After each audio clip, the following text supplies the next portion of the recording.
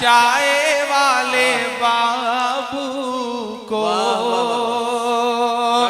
चाय वाले बाबू को चाय लेके डूबेगी, चाय से बचेंगे तो गाय लेके डूबेगी,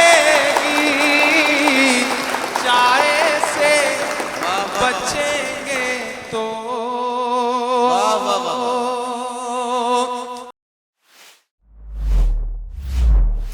अब आप समझ रहे हैं कि मैं यहां इस माइक पर क्यों आया हूं। शोहरतें जिस नौजवान का तवाफ कर रही हैं, या अगर मुझे कहने दें तो मैं ये कहूं कि सच बोलना कल भी मुश्किल था, आज भी मुश्किल है। कल भी सच बोलना दार पर चढ़ने का काम था, आज भी दार पर चढ़कर सच बोला जाता है। मुझे आप कहने दें तो मैं ये भी कहना चाहता हूं कि हमें ये सिखाया गया है, हमें ये तालीम दी गई है कि मायूसी कुफ्र है, मायूसी का शिकार नहीं होना चाहिए।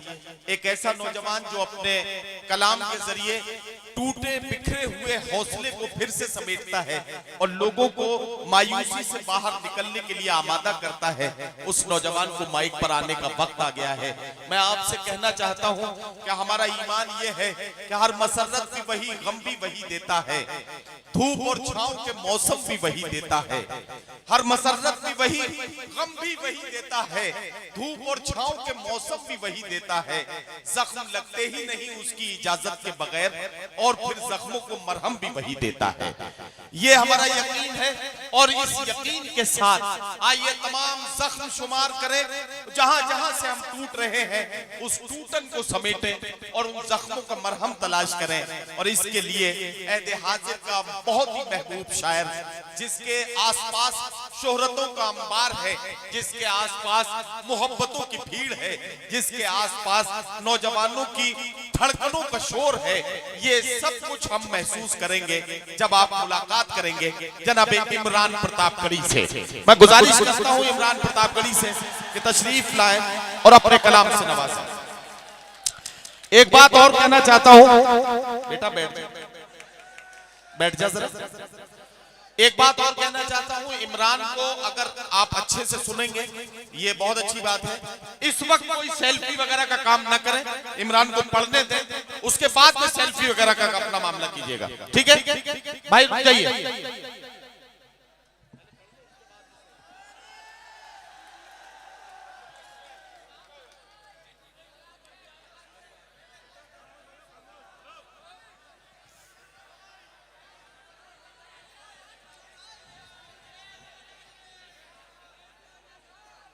अस्सलाम वालेकुम। बहुत शुक्रिया, बहुत मोहब्बतें। थोड़ा सा माइक एडजस्ट कर दें। पटियाली, गंज डुंडवारा, सहावर, ये जो इलाके हैं, यहाँ की तमाम आवाम से एक बड़ा गहरा सा रिश्ता है। हाँ, कासगंज भी, कासगंज के अंदर ही तो ये सारा आता है। मैं पिछले 3-4 दिन से गुजरात इलेक्शन में था और ये मोहतरमा पूर्व विधायक जी का हुक्म था, उनका आदेश था और मैं आपके बीच हाजिर हूँ। मुझे सीधे यहाँ से फिर वापस एयरपोर्ट जाना है और फिर अहमदाबाद के कैंपेन में निकलना है। लेकिन आप सबसे मिलने का जो मौका मिला तो मुझे लगा कि नहीं, आप तक जरूर आना चाहिए। बहुत खूबसूरत ये मुशायरा चल रहा है, बहुत अच्छा पढ़ के गई मोहतरमा निकतम रोहवी साहिबा, और नदीम भाई ने थोड़ी थोड़ी बदमाशियां भी करी। पता नहीं यहाँ पे भाभी मौजूद हैं या नहीं। अगर ना भी मौजूद हो तो सीडी कल घर तक जरूर पहुंचाई जाए, क्योंकि ये तो सीडी का जमाना चल रहा है। उधर हार्दिक की निकल रही है, इधर नदीम भाई की निकलेगी तो क्या बुरी हो जाएगी। बहुत अच्छा सुन रहे हैं आप। मैं कोशिश करूंगा थोड़ी देर आपसे रूबरू रह लूं और वो सब सुना सकूं जिसकी वजह से आप मोहब्बत करते हैं, आप थोड़ा सा प्यार देते हैं। मैं 4 मिसरे पढ़ता हूं, थोड़ी सी शिरकत हो। इधर जो भी दोस्त हैं उनकी भी रात के 3:15 बजने को हो गए हैं। आप पर ठंड का असर दिखाई पड़ रहा है। भीड़ बहुत ज्यादा है, पीछे इतनी बड़ी तादाद में लोग हैं कि नजर वहां तक नहीं पहुंच रही है, लेकिन थोड़ी देर मेरे साथ जुड़ जाइएगा। मैं बहुत लंबा सा सफर तय करके आया हूं और माशाल्लाह अलीगढ़ पहुंचने से पहले जो सड़क शुरू होती है तो उसके गड्ढे ये बताते हैं कि आप सफर नहीं कर रहे हैं बल्कि आखिरी सफर कर रहे हैं। कुछ ऐसा ही मामला रहा आज भी। और मैंने तो बहुत दिन से सुन रखा था कि उत्तर प्रदेश की सरकार ने गड्ढा मुक्त सड़कें कर दी हैं, लेकिन आज समझ में आया कि गड्ढा युक्त सड़कें कर दी हैं। सारी सड़कें गड्ढों से भरी पड़ी हैं। मैं 4 मिसरे पढ़ता हूं, थोड़ी सी आप सबकी शिरकत हो। गुजरात में 3-4 दिन से मुसलसल इलेक्शन में हूं और न जाने क्यों दिल कह रहा है कि बदलाव तो आने जा रहा है। मैं 4 मिसरे पढ़ता हूं और आप सबकी शिरकत हो। कि चाय वाले बाबू को, इधर जो दोस्त खड़े हैं इनकी भी शिरकत हो थोड़ी देर। डाइस पे जो लोग खड़े हैं, हिंदुस्तान में तमाम ऐसे मुशायरे होते हैं जिसमें जितनी भीड़ सामने बैठी होती है उतनी तो आज डाइस पे है। इतने सारे लोग यहाँ खड़े हैं लेकिन पूरी रात इन्होंने दाद वाद नहीं दी है। इनसे भी गुजारिश करता हूँ कि थोड़ा सा आप सबकी भी शिरकत हो तो ये मुशायरा थोड़ा सा अच्छा हो सके। कि चाय वाले बाबू को चाय लेके डूबेगी, चाय वाले बाबू को चाय वाले बाबू को चाय लेके डूबेगी, चाय से बचेंगे तो गाय लेके डूबेगी, चाय से बचेंगे तो।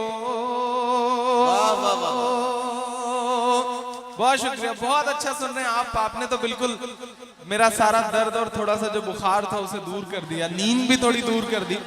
अब इंशाल्लाह कोशिश करूंगा कि थोड़ी देर तक आपको सुनाऊं। कि चाय वाले बाबू को चाय लेके डूबेगी, चाय से बचेंगे तो गाय लेके डूबेगी। नोटबंदी जीएसटी सबसे बच भी जाए पर जो मेरे दिल का दर्द है मैं उसे अगले मिसरे में पिरोने की कोशिश करूंगा और मैं जानता हूं कि वही आपके दिल का भी दर्द है। मैं पढ़ता हूं साहब कि चाय से बचेंगे तो गाय लेके डूबेगी।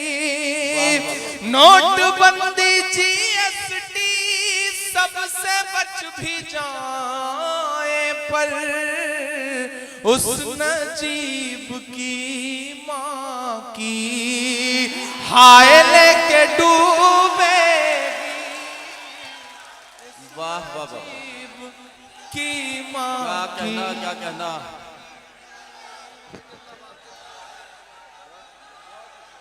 वाह वाह वाह,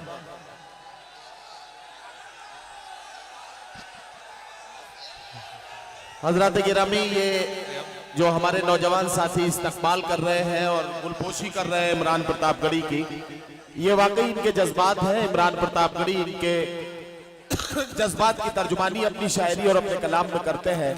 ये उसी का इजहार कर रहे हैं। इमरान को बहुत बहुत मुबारकबाद। बहुत शुक्रिया। ये नदीम भाई बड़े भाई की तरह हैं और इस मुशायरे को सजाने में, इस मुशायरे को संजोने में उन्होंने बड़ी मेहनत करी है और बिल्कुल दोस्त की तरह वो हुक्म देते हैं, मेरे लिए बड़े भाई की तरह हैं। इसीलिए तभी जब उन्हें निखत थोड़ी सी मतलब डांट पिला रही थी तो मुझे लग रहा था कि नहीं ये बुरा हो रहा है उनके साथ, मेरी सहानुभूति उनके साथ है। लेकिन एक बड़े की मजे की बात बीच में हो गई जब उन्होंने अल्लाह को हाजिर नाजिर जान के कहा कि इनकी बेटी की उम्र 23 साल की है, तो निकत ने भी नहले पे दहला मारा और कहा बिल्कुल उनकी बेटी मेरी बेटी जैसी ही है। अब अगर नदीम भाई की बेटी उनकी बेटी जैसी ही है तो फिर आप समझ लीजिए। बहुत खूबसूरत ये मुशायरा चल रहा है। अल्लाह नहीं, खुलासा मैं क्या करूं, आप यहाँ के लोग हैं। मैं कोई सियासी पार्टी के किसी आईटी सेल का मेंबर थोड़ी हूं कि खुलासा करता घूमूं। आप बहुत मोहब्बत वाले लोग हैं, नदीम भाई से बहुत मोहब्बत करते हैं और ये आपके शहर की खुशूसी। हाँ, कुछ बोलेंगे क्या? नहीं, मैं बोल नहीं रहा, बल्कि ये कह रहा हूँ जी जी मेरी तरफ है। और ये निकत को परेशानी इस बात की है, मुझसे कह रही है ये आपकी तरफ है या मेरी तरफ है। तो मैंने कहा जाहिर है कि बारात में जाएंगे मेरे साथ तो मेरी तरफ होंगे, और अगर वहां मिलेंगे तो आपकी तरफ होंगे।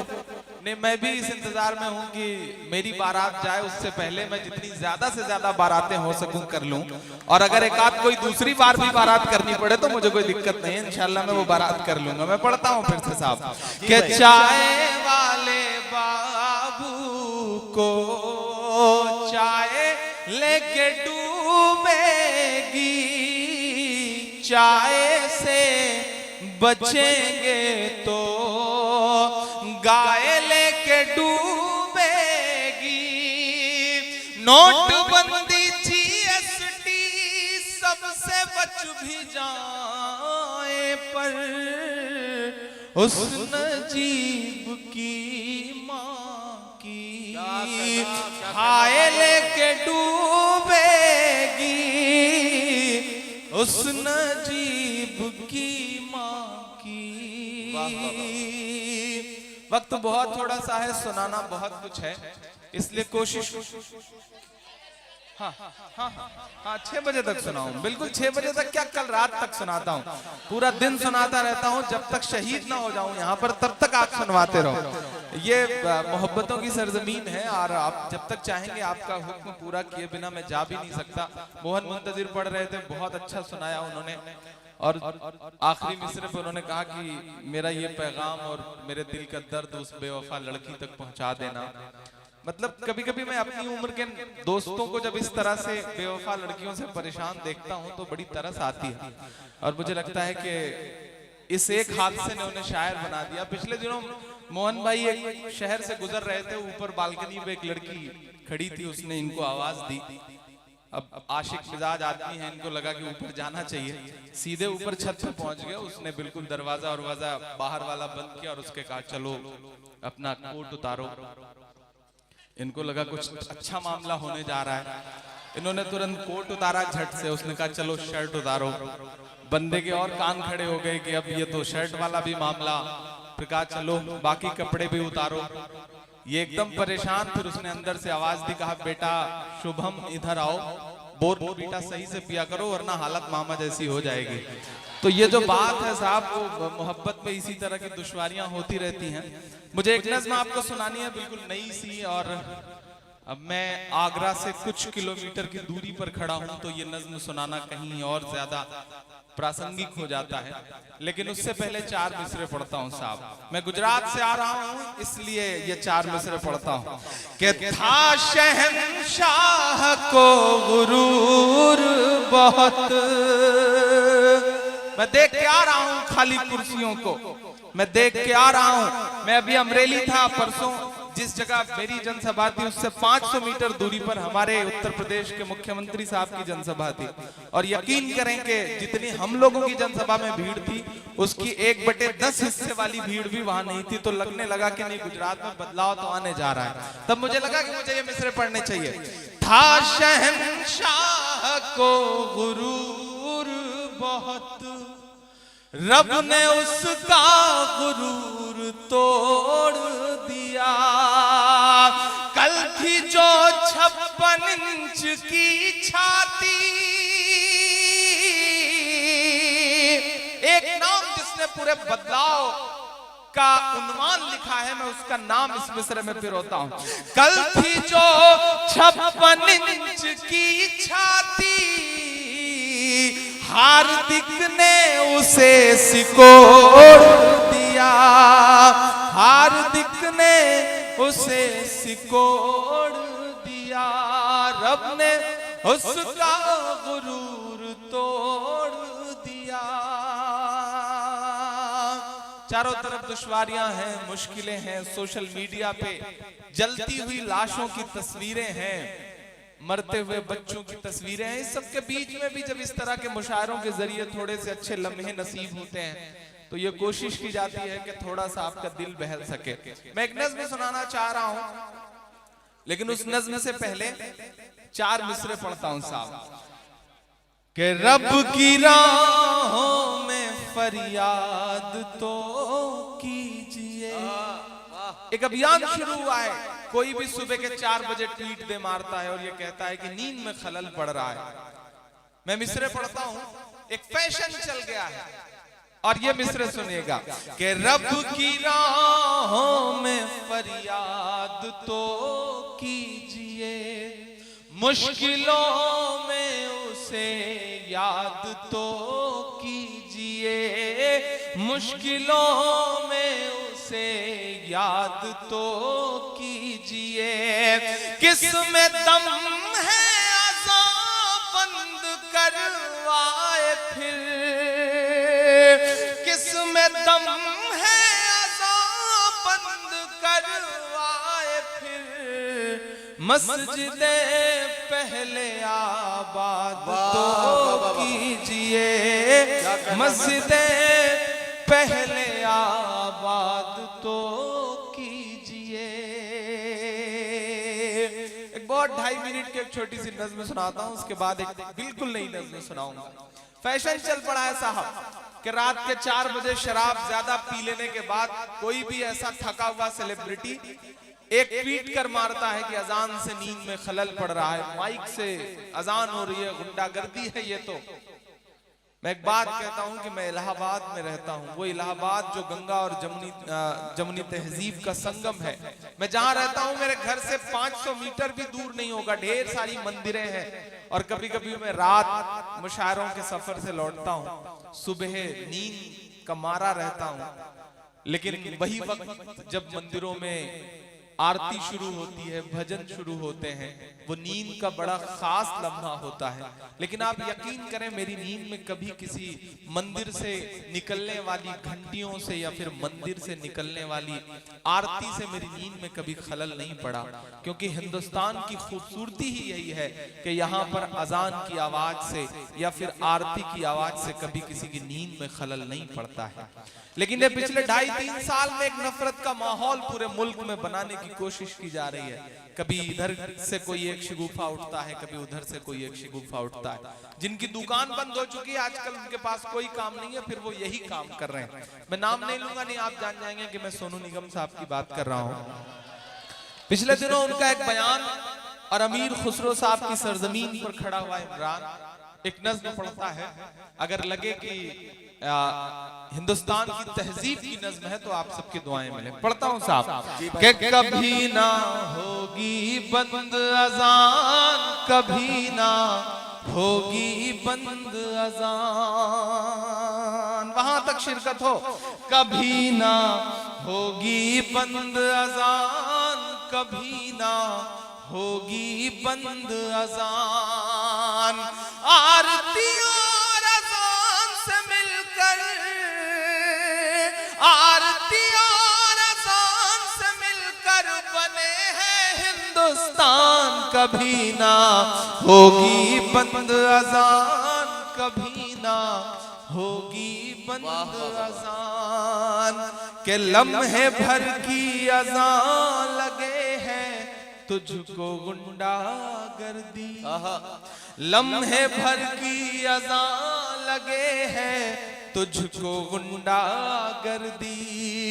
हमने तेरे गाने घंटों झेले हैं बेदर्दी, हमने तेरे गाने घंटों झेले हैं बेदर्दी, के गायक बाबू बेहद नालायक है तेरा बयान। कभी ना होगी बंद अजान, कभी ना होगी बंद अजान।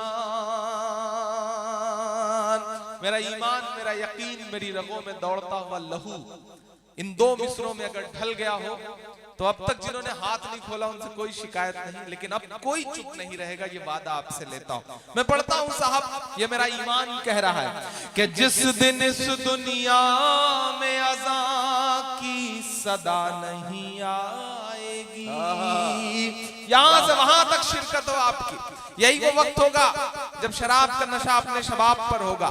मैं चाह रहा हूं कि पहुंचाइए मुंबई तक और सच में खलल पड़े इन मिसरों की तालियों से उठने वाला शोर। मैं पढ़ता हूं साहब कि जिस दिन इस दुनिया में अज़ा की सदा नहीं आएगी, जिस दिन इस दुनिया में अज़ा की सदा नहीं आएगी, रात ही रह जाएगी उस दिन सुबह नहीं आएगी, रात ही रह जाएगी उस दिन सुबह नहीं आएगी।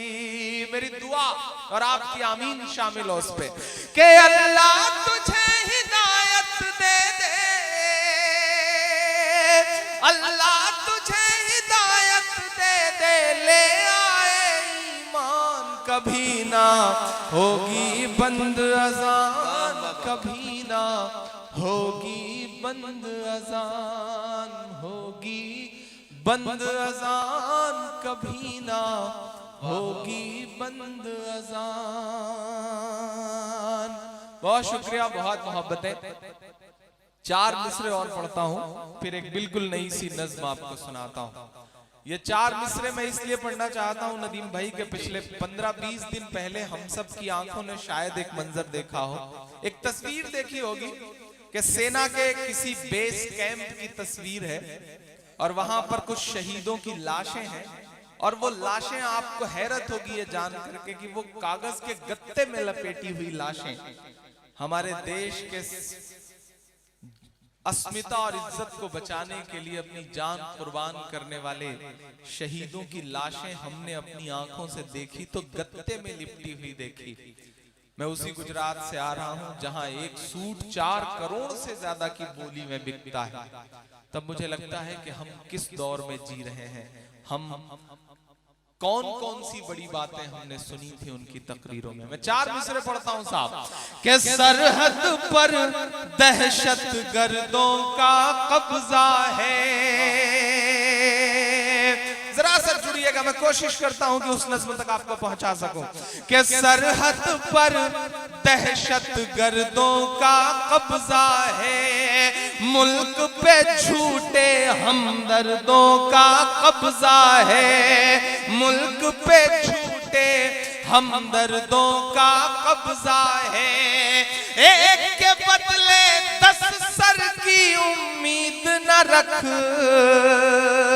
अब मेरी बात से सहमत हो तो सुन के बताइएगा मुहर लगा के, बड़ा मुश्किल सा सच है जिसे मैं बोलने की हिम्मत कर रहा हूं कि मुल्क पे झूठे हमदर्दों का कब्जा है, एक के बदले 10 सर की उम्मीद न रख, दिल्ली तुझ पर नामर्दों का कब्जा है, दिल्ली तुझ पर नामर्दों का कब्जा है कि सूरज लहू लुहान पड़ा है चाहत का, सूरज लहू लुहान पड़ा है चाहत का, सूरज लहू लुहान पड़ा है चाहत का, साहेब रोशनदान की बातें करते हैं, एक कश्मीर संभाले नहीं संभलता है और बलूचिस्तान की बातें करते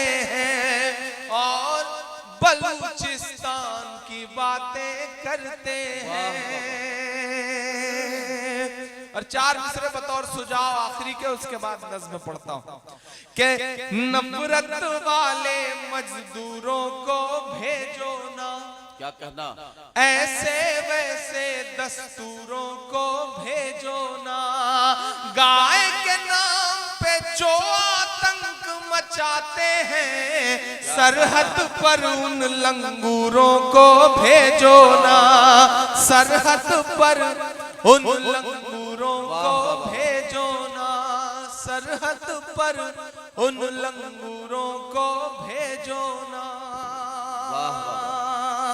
एक नज़्म पढ़ता हूँ, सलोनी राणा साहिबा यहाँ पे बैठी हैं, आगरा से आती हैं वो।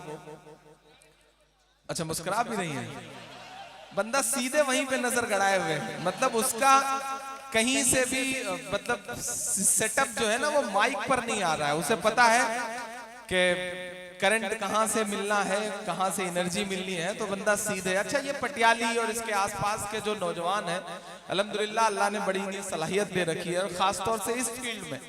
वो पिछले दिनों आपके शहर का एक लड़का जो है ट्रेन में सफर कर रहा था, नीचे दो लड़कियां अगले स्टेशन से चढ़ी, तो दोनों में आपस में बातचीत शुरू हो गई। लड़का ऊपर वाली बर्थ पे बैठा था, तो पहली लड़की ने दूसरी लड़की से कहा शादी कब कर रही हो?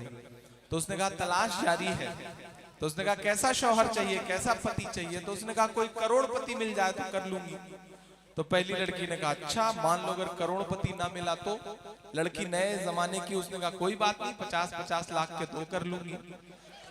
बंदे के कान और उधर करीब चले गए। लड़की ने कहा अच्छा अगर 50-50 लाख के दो ना मिले तो क्या करोगी? तो उसने कहा कोई बात नहीं, 25-25 लाख के 4 कर लूंगी।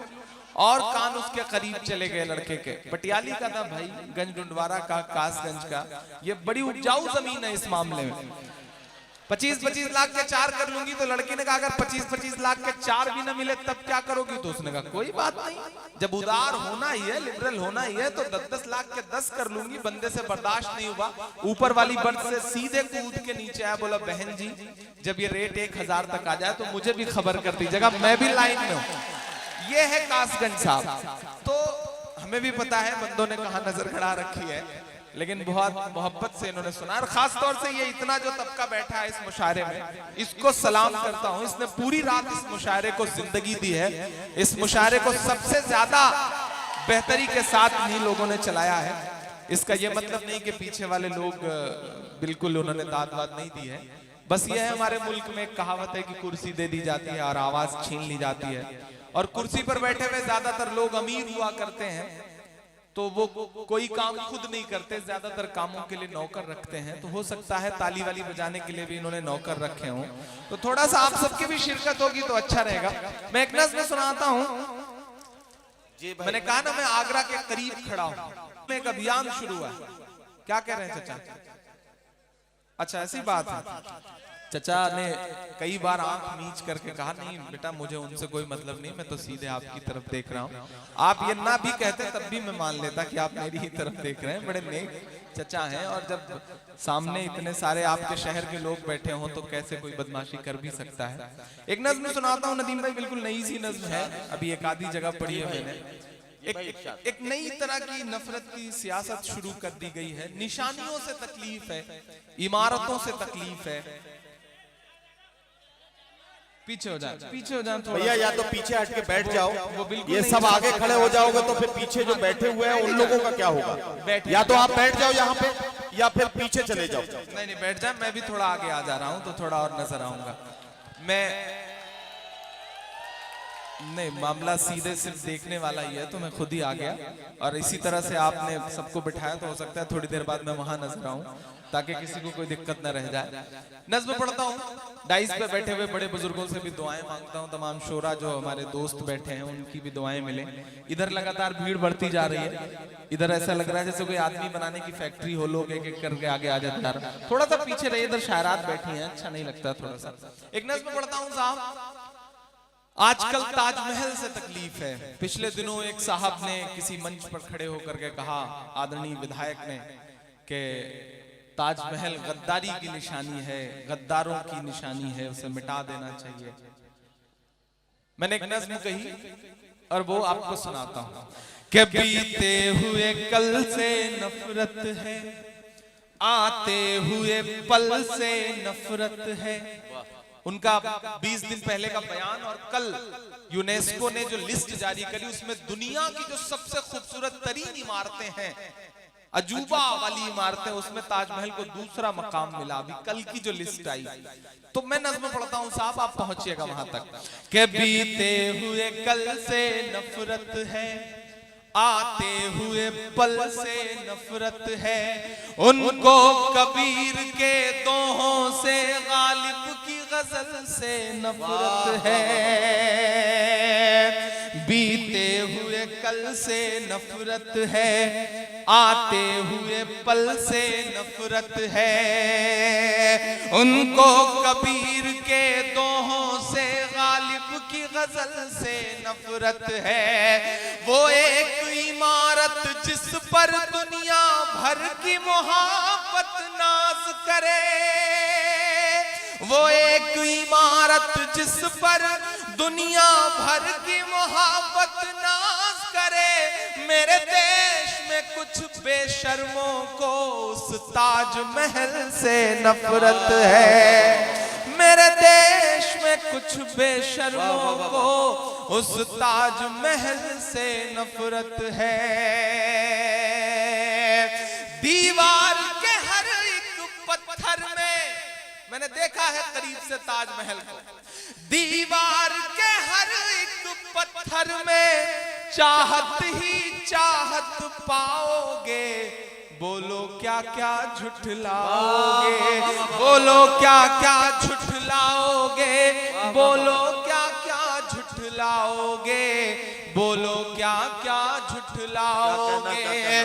जिस ओर नजर दौड़ाओगे हमको ही जिंदा पाओगे। बोलो क्या क्या झुठलाओगे, बोलो क्या क्या झुठलाओगे, बोलो क्या क्या झुठलाओगे, बोलो क्या क्या झुठलाओगे। क्या सजी हुई नज़्म है इमरान, वाह वाह वाह, मुबारक हो। 800 सालों की तारीख, मेरे सामने हजारों की तादाद में लोग बैठे हैं। मैं एक बात कह रहा हूं कि जिन हमारी इमारतों से तकलीफ है, जिन हमारे बिल्डिंगों से तकलीफ है, वो ये भूल जाते हैं कि ताजमहल आज भी एक साल में ताजमहल को देखने के लिए तकरीबन 20 करोड़ रुपए का टिकट बिकता है, और वो इस मुल्क की तरक्की के लिए जाता है। अपने बनने के सैकड़ों साल बाद हुमायूं के मकबरे को देखने के लिए लगभग 14 करोड़ रुपए का टिकट बिकता है, मुल्क की तरक्की के लिए जाता है। और आप कहते हैं कि निशानियां मिटा दी जाएं, बर्बाद कर दी जाएं। मैं पढ़ता हूं साहब, बोलो क्या क्या झुठलाओगे, बोलो क्या क्या झुठलाओगे। कि तलवार उठाई हाथों में तो हम टीपू सुल्तान हुए। मैं नाम गिना रहा हूं आपके तमाम बुजुर्गों का, और आपके दिल में जो एहतराम है वो तालियों में बदलेगा। कि तलवार उठाई हाथों में तो हम टीपू सुल्तान हुए। शहनाई छूली होठों से तो हम बिस्मिल्लाह खान हुए।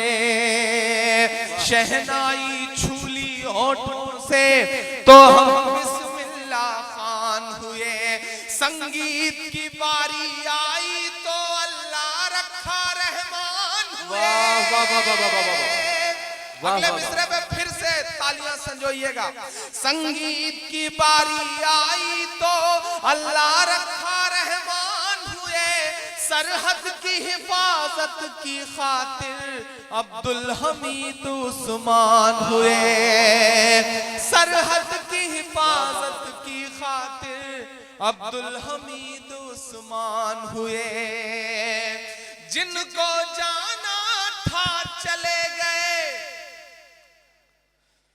जिनको जाना था चले गए, अब हमको भेज न पाओगे। बोलो क्या क्या झुठलाओगे, बोलो क्या क्या झुठलाओगे, बोलो क्या क्या झुठलाओगे, बोलो क्या क्या झुठलाओगे। कि जब जहांगीर हम हुए हैं तो इंसाफ सिखाया है हमने। क्या कहना, अकबर बनकर दुश्मन को करना माफ सिखाया है हमने। जब कर्मावती ने रक्षा वाला बस एक धागा भेजा था, बनकर के हुमायूं तब बहना की लाज बचाया है हमने। बनकर के हुमायूं तब बहना की लाज बचाया है हमने। जब जब बहनों से हाथों पर अपने राखी बंधवाओगे, हमको ही हमको पाओगे।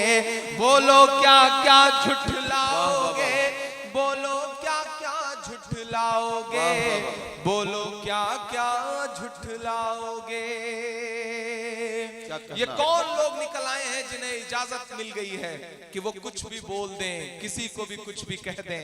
ये जो पिछले 3 साल का मुल्क का माहौल है, मैं एक बंद पढ़ता हूं, मायूसी कुफ्र है। डूबते हुए सूरज को देख करके लोग अपना दरवाजा बंद कर लेते हैं। मायूसी कुफ्र है। वक्त को पहचानो, वक्त से आंख मिलाओ। जो वक्त से आंख नहीं मिलाते, वक्त उनसे बहुत बुरा इम्तिहान लेता है।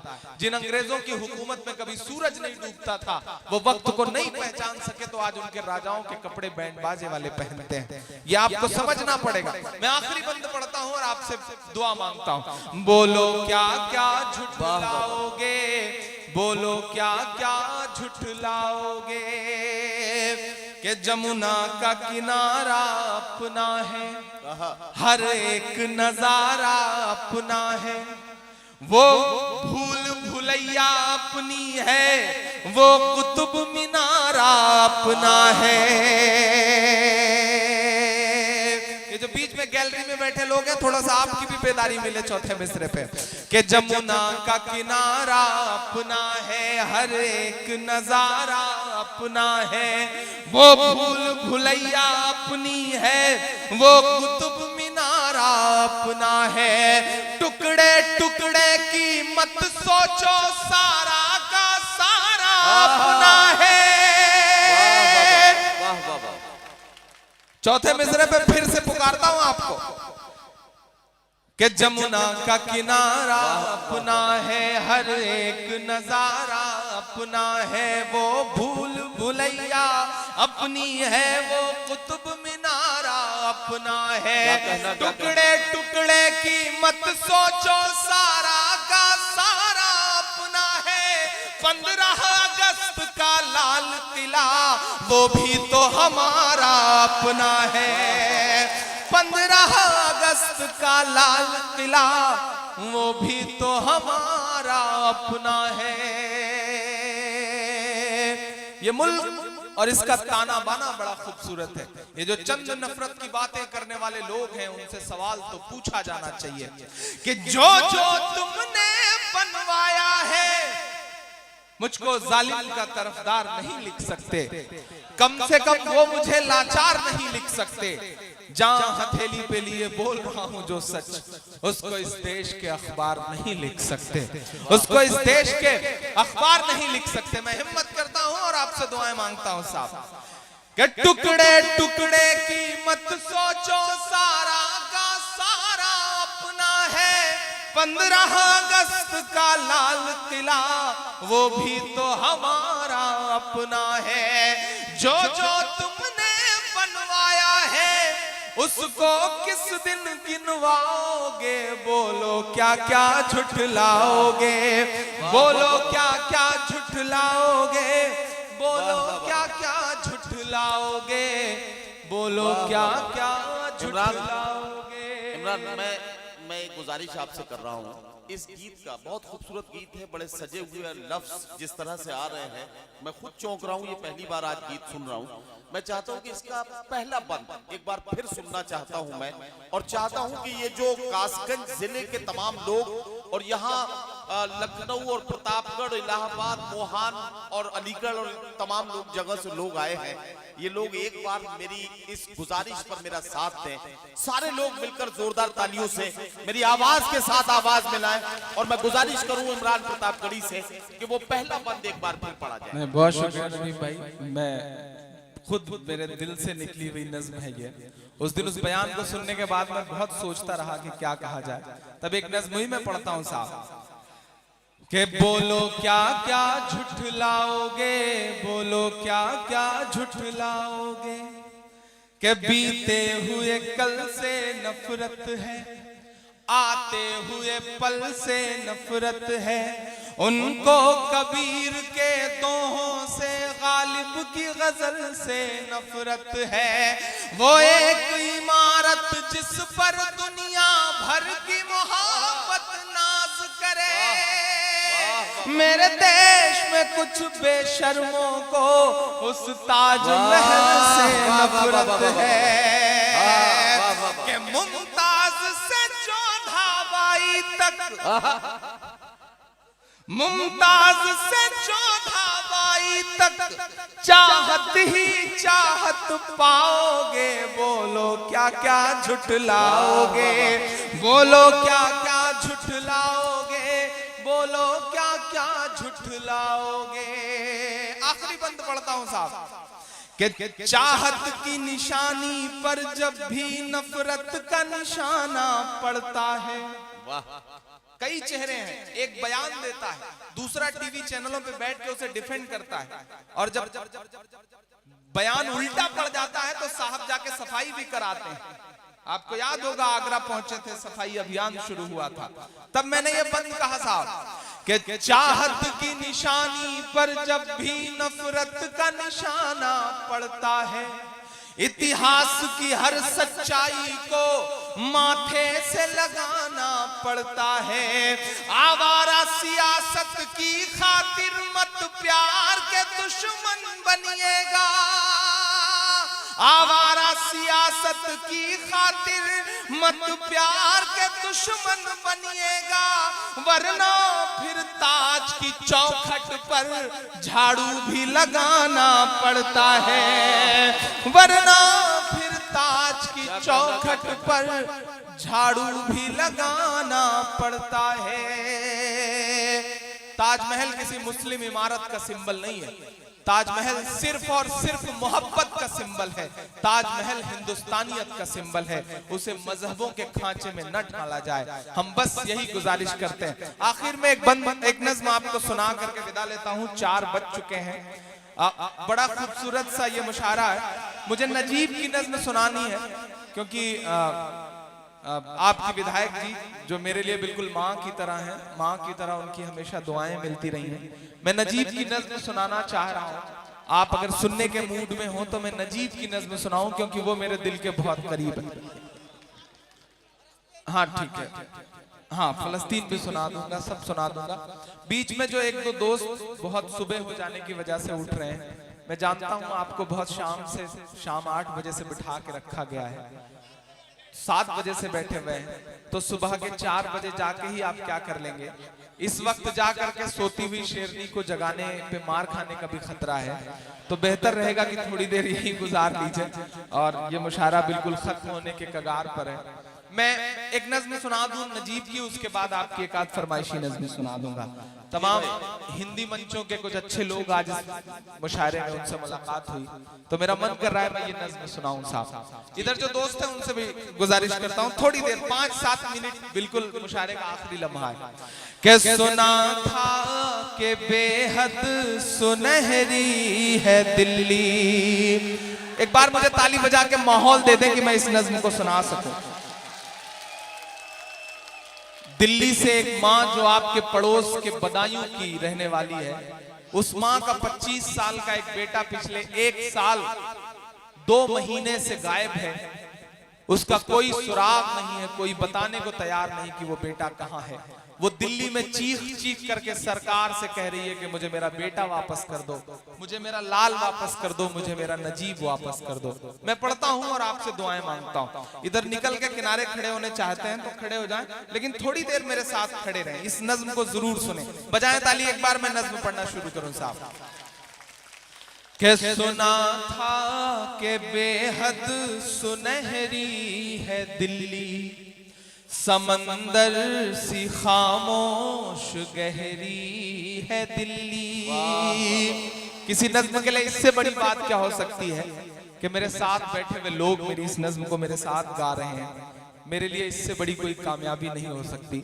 मुश्किल को भी आसान बनाया है आपने, सबके दिलों की जान बनाया है आपने। कैसे अदा करूंगा मोहब्बत का कर्ज, मैं इमरान को इमरान बनाया है आपने। ये आप सबकी दुआओं का सदका है, आप सबकी मोहब्बतों का सदका है। मैं पढ़ता हूं साहब। सुना था कि बेहद सुनहरी है दिल्ली, समंदर सी खामोश गहरी है दिल्ली, मगर एक माँ की सदा सुन न पाए तो लगता है गूंगी है, बहरी है दिल्ली। सुना था कि बेहद सुनहरी है दिल्ली, समंदर सी खामोश गहरी है दिल्ली, मगर एक माँ की सदा सुन न पाए तो लगता है गूंगी है बहरी है दिल्ली।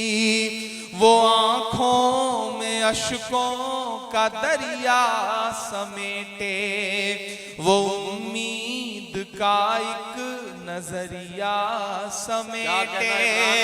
यहाँ कह रही है वहाँ कह रही है, तड़प कर के एक माँ कह रही है।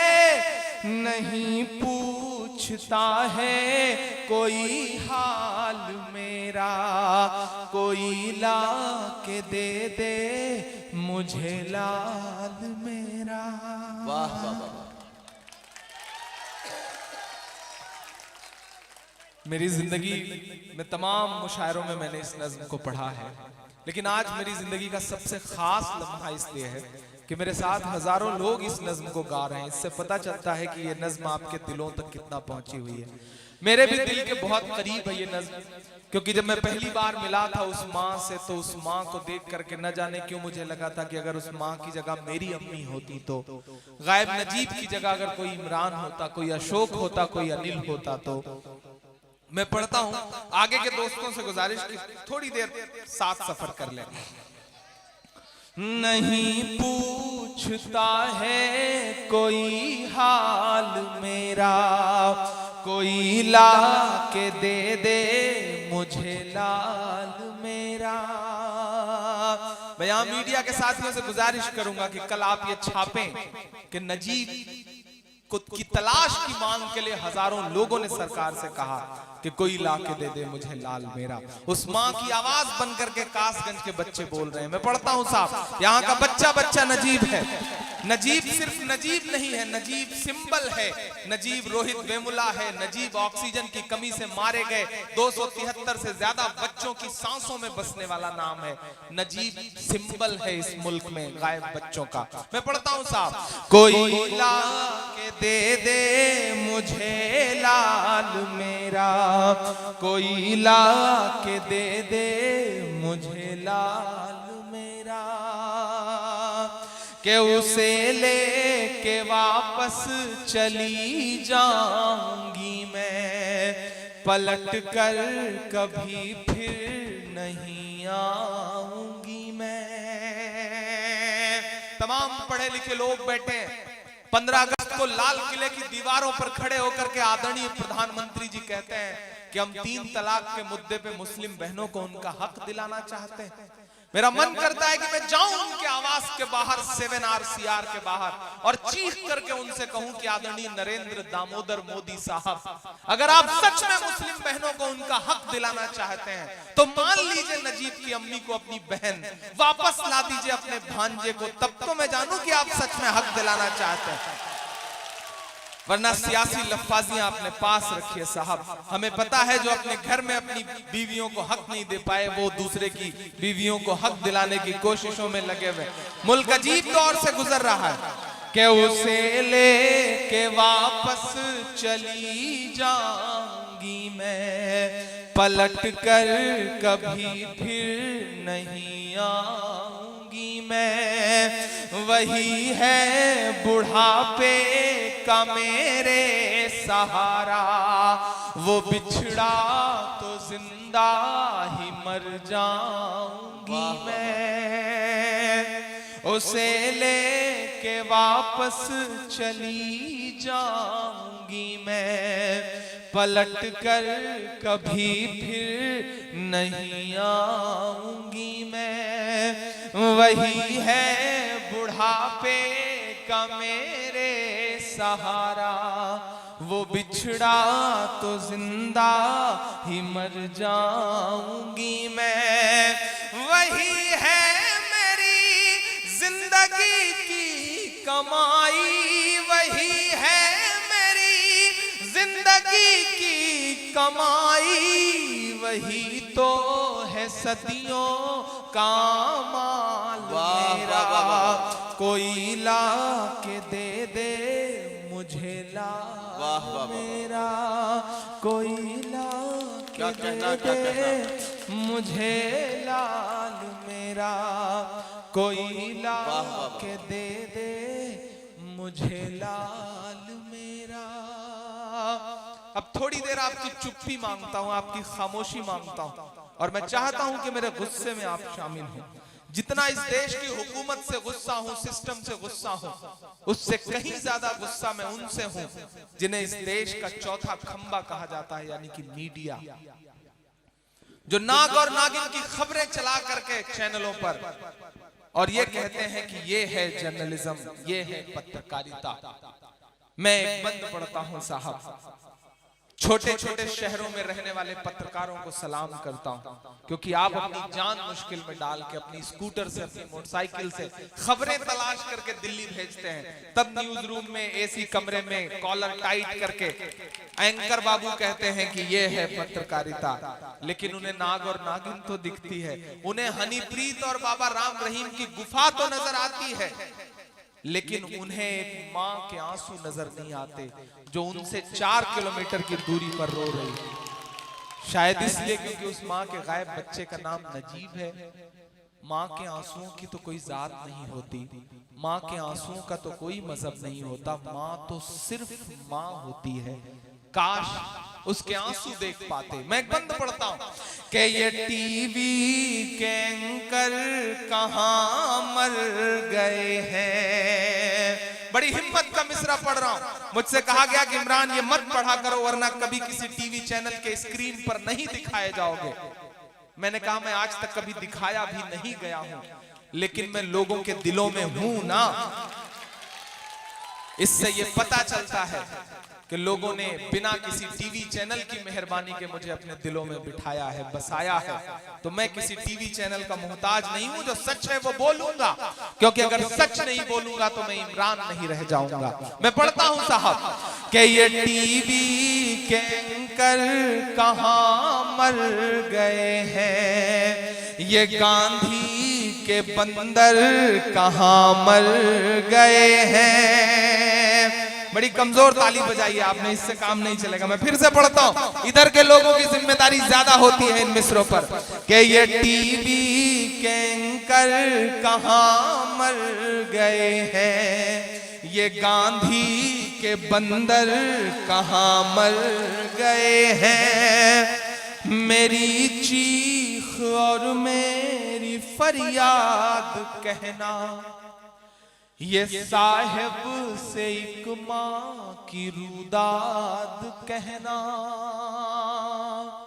कि और कितना हमें बर्बाद करोगे साहिब, क्या सितम और नया इजाद करोगे साहिब।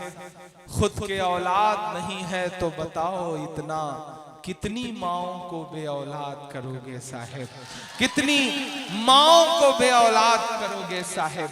मेरी चीख और मेरी फरियाद कहना, ये साहिब से एक माँ की रुदाद कहना। कहीं झूठ की शख्सियत बह न जाए, ये नफरत की दीवार छत बह न जाए। है एक माँ के अश्कों का सैलाब साहिब, है एक माँ के अश्कों का सैलाब साहिब। कहीं आपकी सल्तनत बह न जाए के उजड़ सा गया है गुलिस्तान वतन का। क्या कहना वाह वाह वाह। मेरी आंखों के सामने बड़ी तादाद में मेरे अपने समाज के लोग बैठे हैं। मैं एक बात कह रहा हूं मेरी नई नस्लों बड़ी जिम्मेदारी से, कि आप ये मत समझना कि नजीब की तलाश के लिए सिर्फ इमरान आंसू बहा रहे हैं, इमरान नज़्में पढ़ रहे हैं। दिल्ली के जेएनयू के बसंत कुंज थाने के बाहर सबसे ज्यादा नजीब की तलाश के लिए जिन लड़कों ने लाठियां खाई हैं उनका नाम मोहित पांडे है, चेतना द्विवेदी है, रवि प्रकाश है, रवि रंजन है। इस देश का ताना बाना बड़ा खूबसूरत है। इस देश में नफरत वाली ताकतों की तादाद बहुत कम है। इस देश का 85% से ज्यादा हिंदू भाई आपके कंधे से कंधा मिलाकर आपके सुख दुख में खड़ा है। ऐसे लोगों को मजबूत करिए, ऐसे लोगों को ताकत दीजिए, क्योंकि यही हिंदुस्तान है, इसी को बचाने की लड़ाई लड़ना है। उजड़ सा गया है गुलिस्तां वतन का, नहीं तो ये भारत था खुशहाल मेरा। कोई ला के दे दे मुझे लाल मेरा, कोई ला के दे दे मुझे लाल मेरा। बिल्कुल जाते जाते 2-2.5 मिनट, अजान का वक्त कितने बजे है यहाँ पर?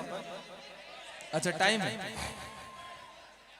उस तरफ लंकेश जी बैठे हैं और मैं उन्हें देख करके एक नज्म पढ़ना चाहता हूं। हाँ पढ़ दूंगा, लेकिन पहले उससे पहले एक नई नज्म सुनिए।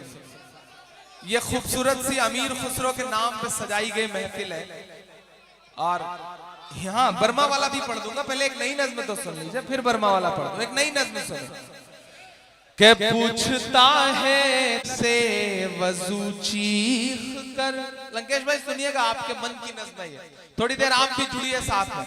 के पूछता है तिलक से वजू चीख कर, आमने सामने रूबरू चीख कर।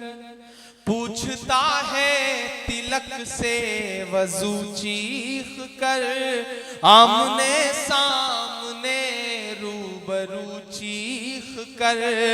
लड़के दंगों में जिसको बहाया गया, पूछता है हमारा लहू चीख कर। जब तेरा और मेरा, जब तेरा और मेरा एक ही रंग है, जब मेरा और तेरा एक ही रंग है, फिर बताओ भला किस लिए जंग है, फिर बताओ भला किस लिए जंग है। बिल्कुल आखिरी लम्हा और 4 मिसरे। के सभी के सामने एक दिन जरूर आता है, सभी के सामने एक दिन जरूर आता है। ये हुस्न फानी है क्यों कर गुरूर आता है। आपकी विधायक जी से बात हो गई है, अगली बार ये मुशायरा 2 दिन होगा। एक दिन सिर्फ माला पहनाई जाएगी, एक दिन सिर्फ शायरी सुनाई जाएगी। तो आप या तो बैठ जाएं या तो किनारे खड़े हो जाएं। अच्छा आप भी या तो बैठ जाएं या तो किनारे खड़े हो जाएं। 4, 6, 10 मिनट में कोशिश और कर रहा हूं कि जो एक आध आपकी फरमाइशें हैं मैं उन्हें पूरी कर दूं। आप बैठ जाएं और जो बैठा रहे हैं वो भी बैठ जाएं। भाई आप भी बैठ जाएं,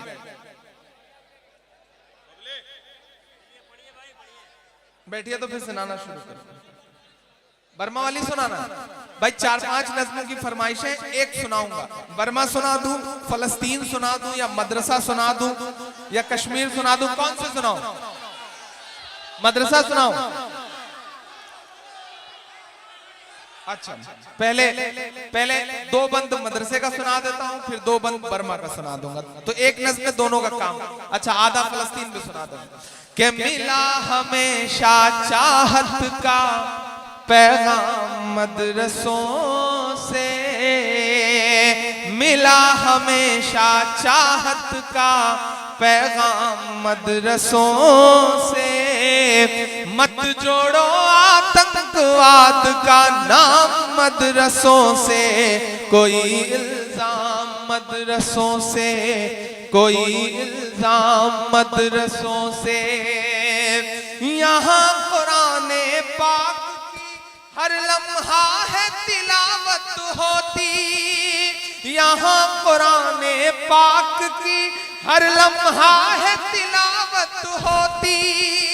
जर्रे जर्रे में हमदर्दी और मोहब्बत होती, और मोहब्बत होती,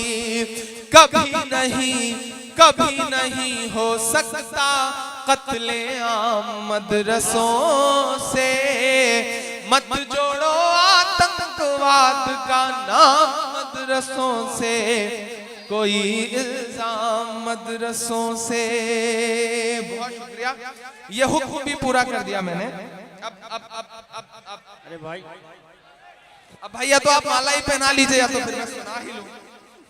नहीं, शुक्रिया। मैं एक अच्छा कुछ और कोई फरमाइश पूरी नहीं करूंगा। एक नज़्म सुन लीजिए, फिर खत्म करता हूं सफर। पढ़ लेने दो भाई आप लोग। अच्छा, अब आप खड़े ही रहिए, जहां खड़े वहीं खड़े होकर सुनिए।